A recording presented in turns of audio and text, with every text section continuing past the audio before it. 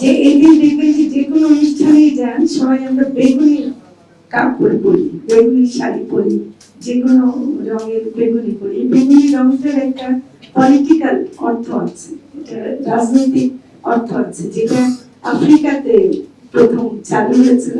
সেটা হলো যখন বেদনা, আপনার যখন জখম বা বেদনা খুব গভীর হয়, সেটা কিন্তু রক্তের মতো লাল হয় না, বলে না যে একেবারে ব্যথায় বেগুনি হয়ে গেছে।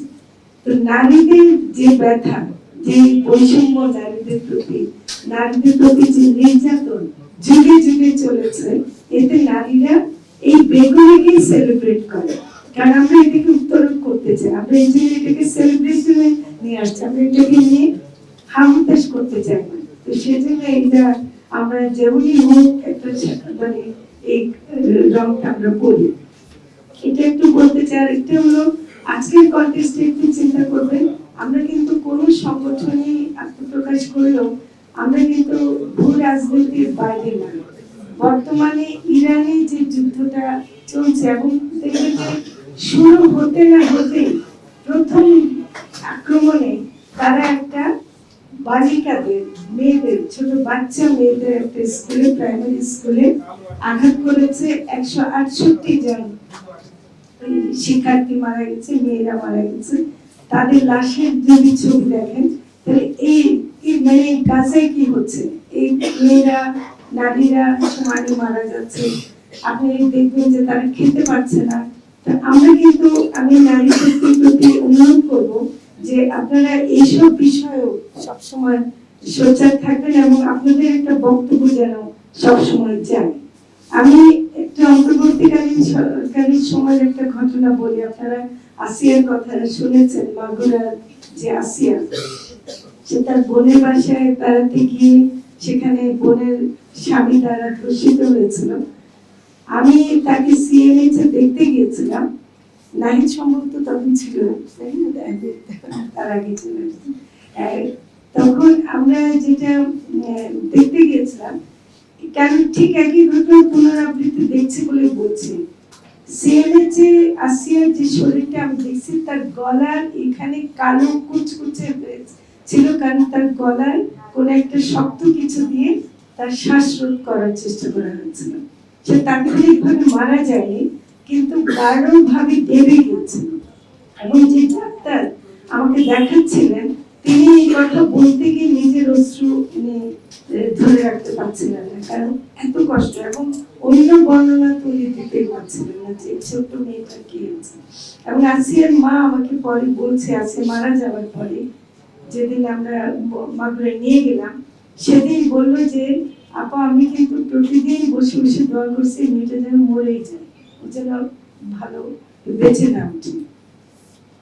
কারণ আসলে কিন্তু এই মেয়ে যদি বেঁচে উঠতো, ওর জীবন কিন্তু কোনো মতেই স্বাভাবিক হতো না। এখন আরেকটা মেয়ে দেখেন, গলায় কাটা অবস্থায়, ধর্ষণের পর গলায় কাটা অবস্থায় হেঁটে বেড়াচ্ছে। সাংবাদিকদেরকে এদিক থেকে আমি ধন্যবাদ জানাই যে আপনারা এই ধরনের তথ্যগুলোকে একটু জোরালো ভাবে পরিবেশন করেন। শুধু অনুরোধ করবো যে এখানে মেয়েটার বর্ণনা একটু যত বেশি দেওয়া হয়, কোনোভাবে যদি আপনারা ধর্ষকের বর্ণনাটা আরেকটু বেশি দিতে পারেন তাহলে ভালো হয়। ধর্ষককে চেনাতে হবে, ধর্ষকটা কে এবং ধর্ষক কেন করছে তার পরিস্থিতিটা বেশি বলতে হবে। মেয়েটার কথাটা পারলে মেয়েটার নামটাও একটু কম বলাটা ভালো, কারণ এই মেয়ে যদি বেঁচে যায় তার জন্য জীবনটা আরো কষ্টকর হয়ে যায়। অনেক আন্দোলন করেছে আমরা, এটা অনেক আন্দোলন আগে করেছিলাম। সেটা যে নাম না দেওয়ার, এটা কিন্তু অনেক ব্যাপার ছিল। এবং এটা কিন্তু এখন কিন্তু নারী নির্যাতন কিন্তু আরো অনেক ভাবে হয়। পরিবারে স্বামী দ্বারা স্ত্রী নির্যাতন প্রায় ক্ষেত্রে হয়, এটা বলার অপেক্ষা রাখে না। তারপর হলো যে কর্মক্ষেত্রে নানা রকম যৌন হয়রানি, যেটা আমরা বলি। এবং আজকে মেয়েদেরকে আমরা কি বলবো যে তোমরা ঘরে ফিরে যাও এগুলো থেকে বেঁচে থাকার জন্য? ঘরেও তো নিরাপদ না, উনি নিজেও বলে যে আমরা কোথাও নিরাপদ না।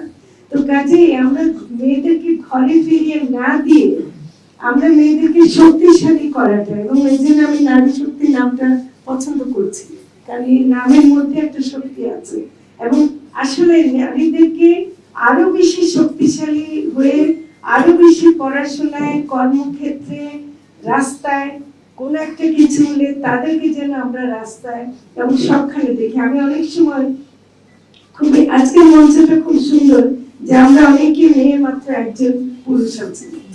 এটা এটা দেখতে আমার খুব ভালো লাগছে। কিন্তু অন্য জায়গায় দেখা যায় যে কোনো মানে নারী নাই, শুধুই পুরুষ। এবং এই যে শুধুই পুরুষের যে একটা সংস্কৃতি গড়ে উঠেছে রাজনৈতিক ক্ষেত্রে, এটাও কিন্তু আমাদেরকে ভাবতে হবে।